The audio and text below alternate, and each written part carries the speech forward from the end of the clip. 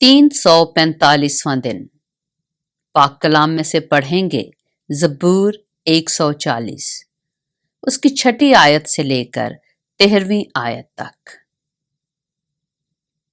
میں نے خداوند سے کہا، میرا خدا تو ہی ہے۔ اے خداوند، میری التجا کی آواز پر کان لگا۔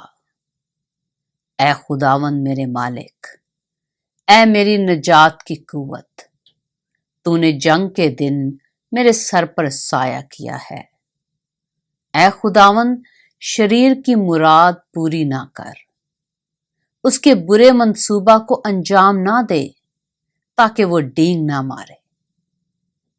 مجھے گھیرنے والوں کے منہ کی شرارت انہی کے سر پر پڑے، ان پر انگارے گریں، وہ آگ میں ڈالے جائیں اور ایسے گڑھوں میں کہ پھر نہ اٹھیں۔ بد زبان آدمی کو زمین پر قیام نہ ہوگا۔ آفت تندخو آدمی کو رگید کر ہلاک کرے گی۔ میں جانتا ہوں کہ خداوند مصیبت زدہ کے معاملہ کی اور محتاج کے حق کی تائید کرے گا۔